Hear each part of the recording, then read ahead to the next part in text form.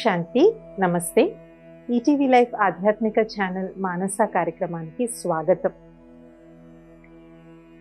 ఏ వస్తువైనా సరే స్థిరంగా ఉండాలి అంటే అది దేని మీదైతే నిలబడిందో ఆ 4 స్తంభాలు చాలా స్థిరంగా ఉండాలి. ఇది ఒక వస్తువుకి ఎంత సత్యమో ఒక వ్యక్తికి కూడా అంతే. వ్యక్తి అనేటువంటి వాడు ఐసోలేటెడ్గా ఏకాగ్గా ఎప్పుడూ ఉండలేరు. ఫ్యామిలీ అని, జాబ్ అని, సమాజం అని ఇలాగ చాలా వాటి మీద ఆధారపడి జీవిస్తాడు వ్యక్తి. ఇది వ్యక్తికి ఎలాగైతే ఆధార స్తంభాలు కావాలో నేటి సమాజానికి కూడా ఆధార స్తంభాలు కావాలి. మనం ఒక 10 సంవత్సరాల క్రితానికి వెళ్దాం. ఒక 10 సంవత్సరాలు అంటే 2015కి వెళ్ళామనుకోండి. అప్పట్లో ప్రతి ఒక్కరికి కూడా కొన్ని బేసిస్ మీద వాళ్ళ లైఫ్ స్టేబుల్గా వెళ్ళేది. ఉదాహరణకి సంబంధాల్లో మాధుర్యత, అటు తల్లిదండ్రికి పిల్లలకి అవ్వచ్చు, భార్యాభర్తలకి అవ్వచ్చు, సోదర సోదరీలకు అవ్వచ్చు. ఇలాగా సంబంధాల మధ్య ఒక నమ్మకం ఉండేది. సంబంధాల మధ్య ఉన్నటువంటి ఈ నమ్మకం ఆధారంగా సమాజంలో అది ఒక స్తంభం కింద నిలబడింది. రెండవ ఆధార స్తంభం ఏముండేది? ఉద్యోగ ఆర్థిక భద్రత. ఒకసారి ఉద్యోగం వచ్చింది అంటే మాకు 60 సంవత్సరాల వరకు ఈ ఉద్యోగం ఉంటుంది. ఈవెన్ ప్రైవేట్ ఉద్యోగం అయినా కూడా అంత ఈజీగా ఉద్యోగాల్లోంచి తీసేసేవారు కాదు. ప్రైవేట్ ఉద్యోగం చేసుకున్నా కూడా దానికి కూడా ఒక గ్యారంటీ అనేటువంటిది ఉండేది. అలాగే చేసినటువంటి పెట్టుబడులు కానీ, దాచుకున్నటువంటి డబ్బు కానీ, బంగారం కానీ ఇవన్నీ చాలా భద్రంగా ఉంటాయి అని చెప్పి ఇలాగ వృత్తి వ్యాపారాల ఆర్థిక భద్రత ఉన్న కారణంగా అది కూడా సమాజానికి ఒక పట్టుకొమ్మలాగా ఉండేది. మూడవది రాజకీయ వ్యవస్థ, అలాగే ప్రపంచ పరిస్థితులు. ప్రపంచంలో కూడా యుద్ధాలు జరిగేటివి, ఎక్కడో జరిగేటివి, కానీ వాటి ప్రభావం సామాన్యుడి యొక్క దైనందిన జీవితం మీద పడేటట్టుగా ఉండేవి కాదు. వార్తల్లో మనం వినేటువంటి వాళ్ళం, పేపర్లో చూసేటువంటి వాళ్ళం, కానీ మనం పర్సనల్గా దాని యొక్క ప్రభావాన్ని మనం ఫీల్ అవుతాము అనే విధంగా ఎప్పుడూ కూడా ప్రపంచ పరిస్థితులు ఉండేవి కాదు. ప్రయాణాలు, ఇతర దేశాలకు ప్రయాణాలు కూడా చాలా సుజావుగా సాగేవి. చక్కగా అందరూ విహారయాత్రలకు అవ్వచ్చు, వాళ్ళ పిల్లల్ని చూడడానికి అవ్వచ్చు, ఉన్నత విద్యల కోసం అవ్వచ్చు, ఇంకా మంచి ఉద్యోగ అవకాశాల కోసం ఇతరితర దేశాలకి చాలా అంటే భయం అనేటువంటిది ఉండేది కాదు. భలే ఆర్థిక ఇబ్బందులు ఉండుండొచ్చు, అవి వేరు, కానీ అక్కడికి వెళ్తే మాకేమవుతుందో, మళ్ళీ మేము వెనక్కి రాలేమేమో అనేటువంటి అభద్రతా భావన అయితే ఉండేటువంటిది కాదు. కాబట్టి ఇలాగా ప్రపంచ పరిస్థితి కూడా కొంచెం సుస్థిరంగా ఉండేది. నాలుగవది, అంత భయంకరమైన అనారోగ్యాలు ఎవరికీ ఉండేటివి కాదు. డయాబెటీస్, బీపీ అలాంటివి ఉండేటువంటివి, కానీ ఇప్పుడు ఏదైతే మనం క్యాన్సర్ ఇలాంటి అనారోగ్యాలు, మళ్ళీ చిన్న చిన్న పిల్లల్లోనే భయంకరమైనటువంటి వ్యాధులు, మళ్ళీ కోవిడ్ లాంటి వ్యాధులు, వర్షాలు పడ్డాయంటే మళ్ళీ ఎక్కడ కోవిడ్ కేసులు పెరిగిపోతాయని భయం వస్తుంది. ఇంత ఆరోగ్యం పట్ల ఇంత అభద్రతా భావన ఉండేటువంటిది కాదు. చక్కగా 3 పూట్ల మంచిగా తిని రోజుకు ఒక చిన్న వ్యాయామం చేస్తే సరిపోయేది. ఇంట్లో వృద్ధులైనటువంటి వాళ్ళు ఏవో 4-5 మాత్రలు వేసుకునేవాళ్ళు, కానీ టీనేజ్ వయసు నుంచే బోలెడు మాత్రలు వేసుకోవాల్సినటువంటి దుస్థితి అయితే ఉండేటువంటిది కాదు. కాబట్టి ఆరోగ్యం కూడా ఒక పట్టుకొమ్మ కింద ఉండేటువంటిది. మరి 10 సంవత్సరాల తర్వాత ఈ 4 వ్యవస్థల్ని కానీ మనం తీసుకున్నట్లయితే సంబంధ బాంధవ్యాల్లో ఎంత మార్పు వచ్చిందో మనం అందరం ప్రతిరోజు చూస్తూనే ఉన్నాం. అది వివాహ బంధన అవ్వచ్చు, కుటుంబంలో తల్లి తండ్రికి పిల్లలకి మధ్య ఉన్నటువంటి బంధన అవ్వచ్చు, స్నేహితులు అవ్వచ్చు, శ్రేయోభిలాషులు అవ్వచ్చు, మిత్రులు అవ్వచ్చు. నమ్మకం అనేటువంటి ఆ బేసిక్ పునాదే కదిలిపోయింది. అయితే దీనికి అనుకోవచ్చు డబ్బు దీనికి ప్రాధాన్యమైందని, కానీ ఒక్కొక్కసారి మనం గమనించింది ఏంటంటే డబ్బు కన్నా స్వార్థం, అహంకారం, నా మాట నెగ్గాలి, నా మాట చెల్లాలి, నేను చెప్పినట్టే అందరూ నడవాలి అనేటువంటి ఈ అహంకారం ఎక్కువగా మనకి ఇప్పుడు రిలేషన్స్లో కనిపిస్తుంది. ఆధ్యాత్మికవేత్తల దగ్గరికి వచ్చేటువంటి చాలామంది జంటలు కూడా ఈ కంప్లైంట్తోనే వస్తూ ఉన్నారు. ఒకప్పుడు ఇలాంటి కంప్లైంట్లు ఉండేటువంటివి కాదు. ఇంకా రెండవ వ్యవస్థ మనం తీసుకున్నట్లయితే ఏదైతే ఉద్యోగ వ్యాపారాలు ఉన్నాయో, మనం ఉద్యోగానికి వెళ్ళిన తర్వాత సాయంత్రం వరకు మనకు ఉద్యోగం ఉంటుందా లేదే అనేటువంటి ధీమా ఇప్పుడు లేదు. ఎంతోమంది అంత ఉన్నత జీతాలకు అలవాటు పడిపోయి అలాంటి జీవన శైలికి అలవాటు పడిపోయారు. నెలల్లో లక్షల కొద్దీ ఈఎంఐలు కట్టే కుటుంబాలు కూడా ఉన్నాయి. ఎందుకు మాకు ఇంత జీతం వస్తుంది కదా, మాకు పర్వాలేదు అని చెప్పి పెద్ద పెద్ద ఇన్వెస్ట్మెంట్లు చేయడం, పెద్ద పెద్ద కార్లు కొనడం, అలా లగ్జరీగా మితిమీరినటువంటి సుఖ సంపదలతో బతకడం కూడా అలవాటైపోయింది. ఎప్పుడైతే ఒక్కసారిగా మీకు ఈ ఉద్యోగం లేదు అంటే భలే వాళ్ళకి వేరే ఉద్యోగం దొరకచ్చు, కానీ అంతే స్థాయిలో ఉన్నటువంటి ఉద్యోగాలు కూడా దొరకటం లేదు. మూడవది ప్రపంచం యొక్క పరిస్థితి. భారతదేశంలో కూడా ఈ మధ్యన మనం యుద్ధ ఛాయలు చాలా సమీపంగా మనం అందరం కూడా అబ్జర్వ్ చేశాం, ఫీల్ అయ్యాం. అప్పుడు అందరిలో ఎంత భయాందోళనలు నెలకొన్నాయి. ఇంకా ప్రపంచంలో జరుగుతున్న యుద్ధాల సంగతి అయితే సంవత్సరాల తరబడి జరుగుతూనే ఉన్నాయి. వాటి యొక్క ముగింపు కూడా మనకి సమీపంలో ఇంకా కనపడటం లేదు. ఇంకా నాలుగవ వ్యవస్థ అయిన ఆరోగ్యం గురించి అయితే చెప్పాల్సిన అవసరమే లేదు. ఈ కాలంలో ప్రతి 2 ఇళ్లలో ఒక ఇంట్లో వాళ్ళు ఎవరో ఒకరు హాస్పిటల్లో అడ్మిట్ అయి ఉంటున్నారు అని అంటే అతిశయోక్తి కాదు.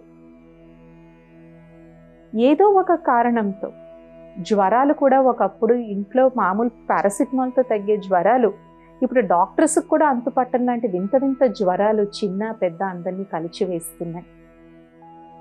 ఈ విషయాలన్నీ మీకు చెప్పడానికి కారణం మీలో భయాందోళనలు తీసుకురావడానికి కాదు, ఏమి అవగాహన ఇవ్వడానికి. అంటే ఒకప్పటిలాగే మేము ఇంకా బతుకుతాము అంటే అలా బ్రతకగలిగేటువంటి పరిస్థితులు ఇప్పుడు ప్రపంచంలో లేదు. మీరు భగవంతుణ్ణి నమ్మండి, నమ్మకపోండి, ఆధ్యాత్మికతని నమ్మండి, నమ్మకపోండి, కానీ ఇవి తప్ప వేరే వైపు ఎటు చూడలేనటువంటి పరిస్థితి కూడా ఇప్పుడు సమాజంలో ఉంది. అలాగే యువతను కానీ మనం చూసుకున్నట్లయితే ఈ మధ్య కాలంలోనే ఎన్నో పేరుగాంచినటువంటి పాఠశాలల్లోనూ పేరుగాంచినటువంటి విశ్వవిద్యాలయాల్లో కూడా యువత భయంకరమైనటువంటి మత్తు పదార్థాలకి, మాదక ద్రవ్యాలకి అలవాటై దొరికిపోయి డిబార్ అయ్యి సస్పెండ్ అయినట్టు కూడా మనకు కనిపిస్తుంది. తల్లిదండ్రి పిల్లలు స్కూలుకు పంపుతారు, వాళ్ళకి ఎన్నో లక్షల ఫీజులు కడతారు, కానీ అక్కడికి వెళ్ళి వాళ్ళు ఏం చేస్తున్నారని అయితే గమనించలేరు కదా. కాబట్టి ఇలాంటి సమయంలో మరి నేటి సమాజం దేని మీద ఆధారపడగలదు? ఇది నాకెందుకులే అని వదిలేసేలాంటి చిన్న సమస్య కాదు. ఎందుకంటే ఈ 4 వల్ల ప్రతి ఒక్కరూ కూడా ప్రభావితం అవుతున్నారు. కాబట్టి ఇలాంటి వేళల్లో ఆధ్యాత్మికత యొక్క విలువని మనందరం కూడా నిజంగా గుర్తించాల్సిన సమయం వచ్చింది. అంతే తప్ప వృద్ధాప్యంలో చేద్దాము, ఏదన్నా కష్టాలు వస్తే చేద్దాము అని కాదు.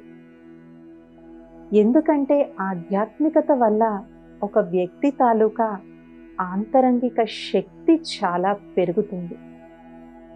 చూడండి, భార్య భర్త పోట్లాడుకుంటారు, భర్త ఆఫీస్ నుంచి వచ్చేసరికి భార్య ఏదేదో చేసేసుకుంటుంది, ఇంట్లో చిన్న పిల్లలు ఉన్నారని కూడా వాళ్ళు ఆలోచించటం లేదు, ఎంతటి అఘాయిత్యానికైనా వాళ్ళు ఒడుగొడుగుతున్నారు. అంటే ఎంత మానసిక దౌర్బల్యం ఉంది. ఒకప్పుడు 10 మంది 12 మంది పిల్లల్ని కనిన తర్వాత భర్త చనిపోయినా కూడా ఏమాత్రం చదువు లేకపోయినా డబ్బు లేకపోయినా ఆ 10-12 మంది పిల్లల్ని పెంచి పెద్ద చేసి వాళ్ళని పెద్ద పెద్ద ఉద్యోగాలలోకి తీర్చిదిద్దిన మాతృమూర్తులు మనందరికి తెలుసు.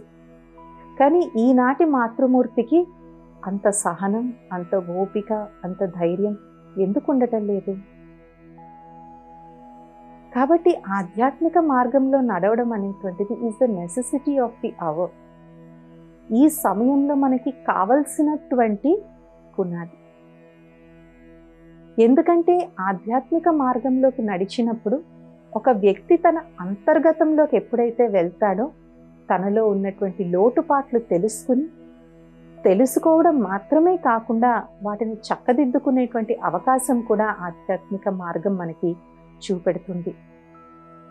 భారతదేశం యొక్క ప్రాచీన రాజయోగ సంప్రదాయం, యోగ సంప్రదాయం, ధ్యాన పద్ధతి, వీటిని విదేశాల్లో, పాశ్చాత్య దేశాల్లో ఎంతగానో అవలంబిస్తూ ఉన్నారు. కానీ మన భారతదేశంలో కేవలం లావుగా ఉంటే యోగా చేయాలనుకుంటారు, ఏదో డిప్రెషన్లోకి వెళ్తే మెడిటేషన్ చేయాలి అని అనుకుంటున్నారు. ఇలాంటి అపోహలు ఇవాల్టికి కూడా ఉన్నాయి. కానీ రాజయోగము, యోగ మార్గము ఏదో ఇబ్బంది ఉంటే చేయాల్సింది కాదు, ఏ ఇబ్బంది రాకుండా ఉండడానికి చేయవలసినటువంటి సుందరమైనటువంటి, అతి సులువైనటువంటి, ఏమాత్రం ఖర్చు లేనటువంటి మార్గం. ఎందుకంటే ఎప్పుడైతే కుటుంబంలో పెద్దవాళ్ళు ఆధ్యాత్మిక మార్గంలో ఉంటారో దాని ప్రభావం చిన్నపిల్లల మీద తప్పకుండా పడుతుంది.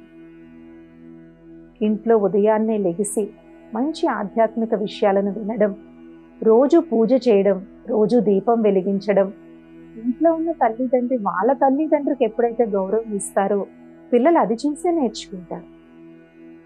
మన తరాల వాళ్ళకి ఎవరు కూడా కూర్చోబెట్టి మనకి నేర్పించలేదు. మన తల్లిదండ్రిని, మన తాతయ్యల్ని, అమ్మమ్మల్ని, నానమ్మల్ని చూసే మనం నేర్చుకున్నాము. మా కుటుంబంలో ఇలా ఉండాలి, ఇలా ప్రవర్తించాలి అని. అంతే తప్ప మనకి ఎవరో ఒక టెక్స్ట్ బుక్ ఇవ్వలేదు ఇలాగ బిహేవ్ చేయాలని. కాబట్టి కుటుంబంలో ఉన్నటువంటి పెద్దవాళ్ళు ఎప్పుడైతే ఆధ్యాత్మిక మార్గంలో నడుస్తారో అప్పుడు పిల్లలకి కూడా అది అలవాటవుతుంది. చాలామంది మా దగ్గరికి తీసుకొచ్చేటువంటి యూత్ ఆల్రెడీ చెయ్యి దాటిపోయిన తర్వాత వాళ్ళు తీసుకొస్తారు. మాకు కూడా తెలియదండి మా అమ్మాయి ఇలా ప్రవర్తిస్తుందని, మాకు కూడా తెలియదండి మా అబ్బాయి ఇలా ఉంటున్నాడని. కానీ అప్పుడు మేము మోస్ట్ ఆఫ్ ద టైమ్ పిల్లలతో మాట్లాడం, తల్లిదండ్రితో మాట్లాడం. తల్లిదండ్రి యొక్క జీవన శైలి ఎలా ఉందో పరిశీలించడానికి ప్రయత్నం చేస్తాం. ఎందుకంటే వాళ్ళ జీవన శైలి యొక్క ప్రభావమే పిల్లల మీద పడుతుంది. కాబట్టి ఆధ్యాత్మికత అనేటువంటిది ఇప్పుడు ఏదో ఒక పుక్కిట పురాణం మాత్రం కాదు, ఈ సమాజంలో చాలా చాలా అవసరమైనటువంటిది. అందుకనే ఈ మధ్యకాలంలో భారతదేశం యొక్క యోగ శాస్త్రానికి మొత్తం అంతర్జాతీయ స్థాయిలో గుర్తింపుగా 2014వ సంవత్సరంలో ఇంటర్నేషనల్ యోగా డే రావడం, అలాగే కిందటి సంవత్సరమే డిసెంబర్ 12వ తారీఖున ఇంటర్నేషనల్ డే ఆఫ్ మెడిటేషన్ అంటే అంతర్జాతీయ ధ్యాన దినోత్సవాన్ని కూడా తీసుకుని రావడం జరిగింది. ఈ 2 రోజుల్లో కేవలం భారతదేశంలో మాత్రమే కాదు, మొత్తం ప్రపంచ వ్యాప్తంగా చిన్న పెద్ద దేశాలన్నిట్లోనూ యోగం, ధ్యానం ఆచరిస్తూ ఉన్నారు. వీటి యొక్క మహత్తును మనం అందరం గుర్తించాలి.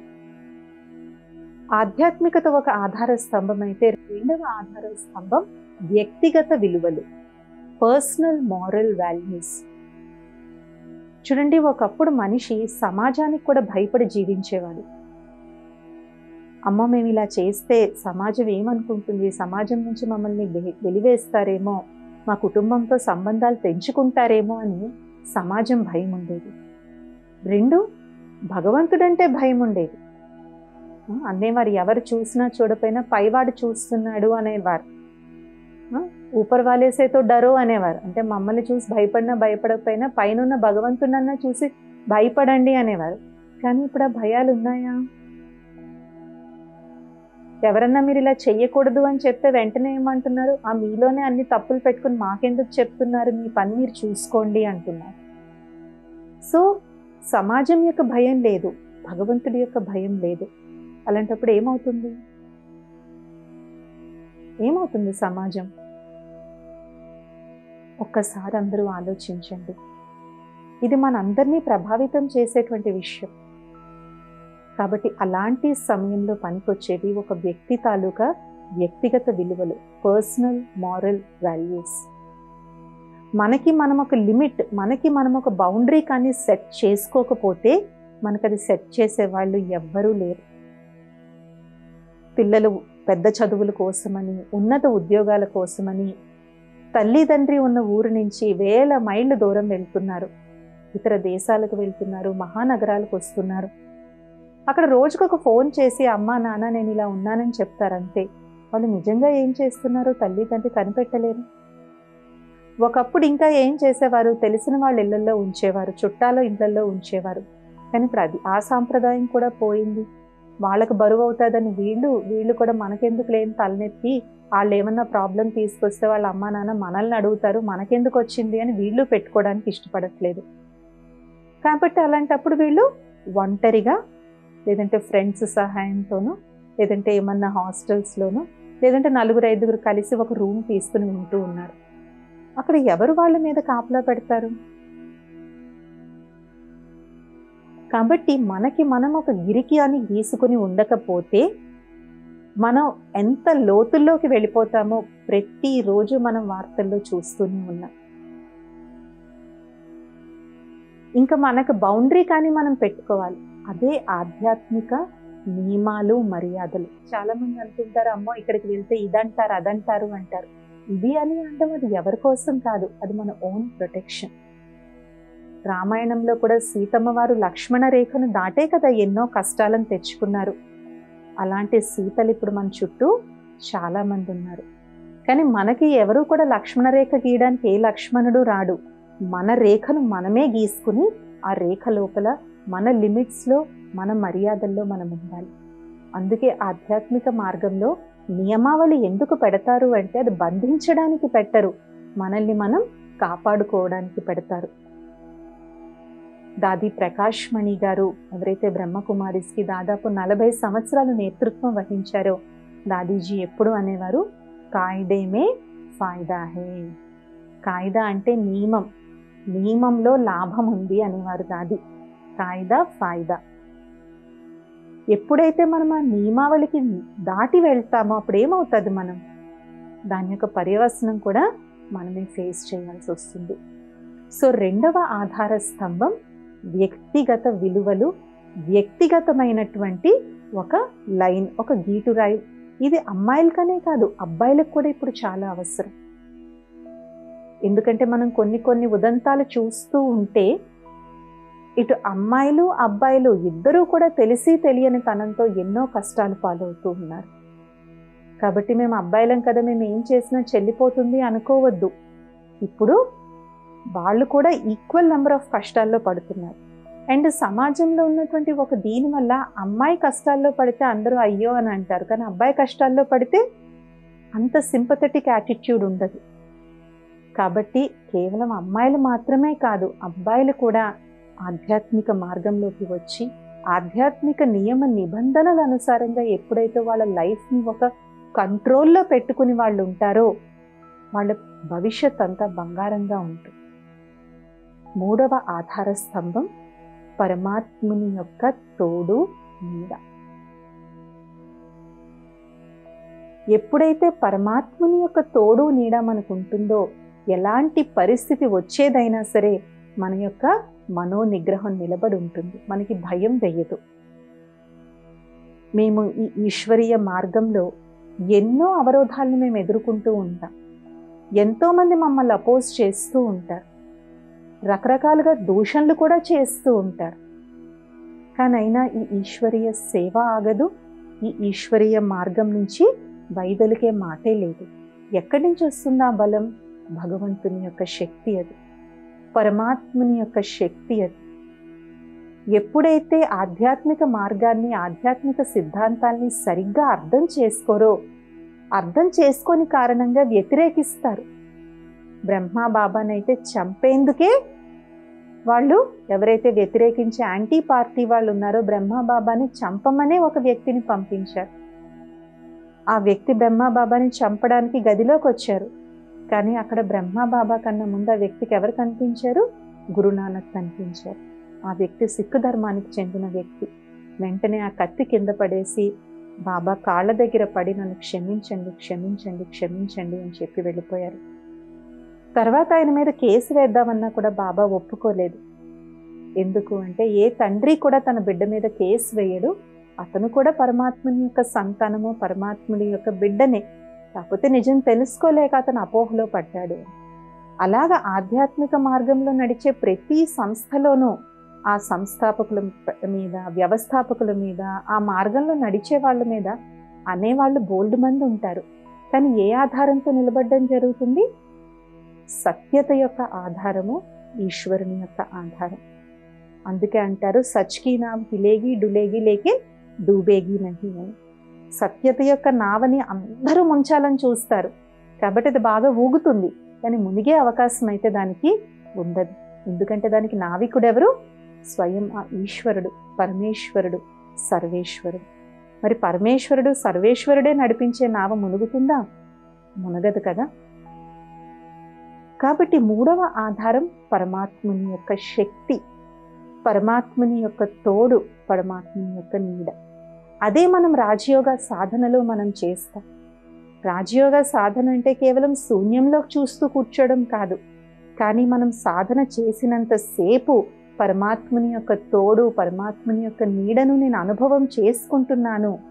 అలాగే మన దైనందిన కార్యంలో ఏ పని చేస్తున్నా, మనం వంట చేయొచ్చు, కార్ డ్రైవ్ చేయొచ్చు, ఆఫీస్కి వెళ్ళొచ్చు, చదువుకుంటూ ఉండొచ్చు.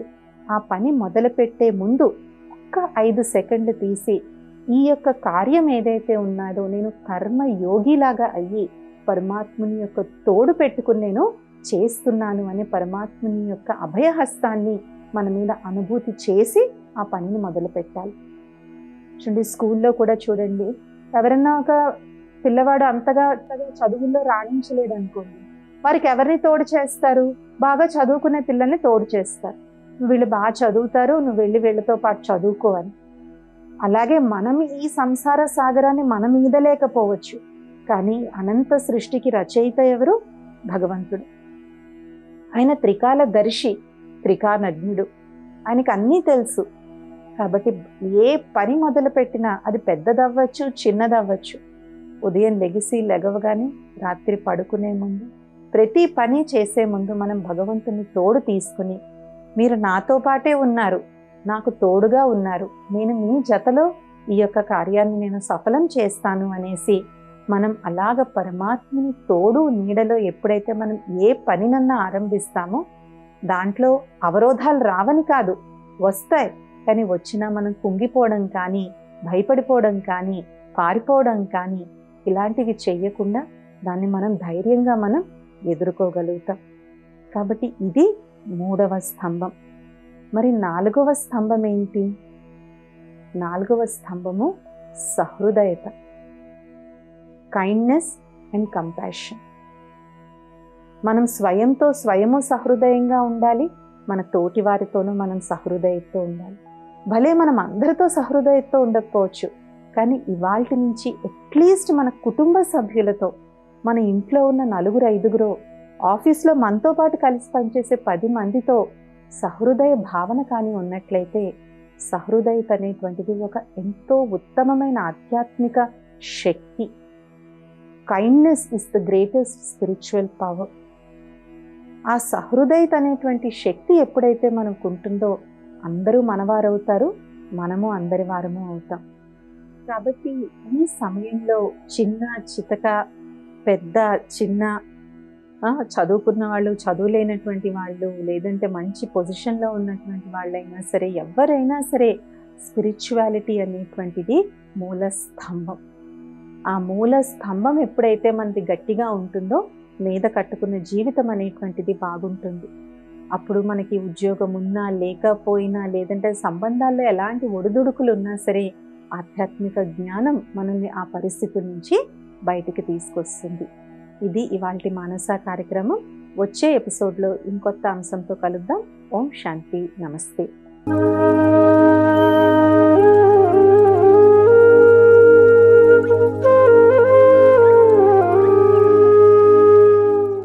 ఈ కార్యక్రమాన్ని తిరిగి చూడాలనుకుంటే www.youtube.com/@ETV Life Spiritual లో చూడవచ్చు.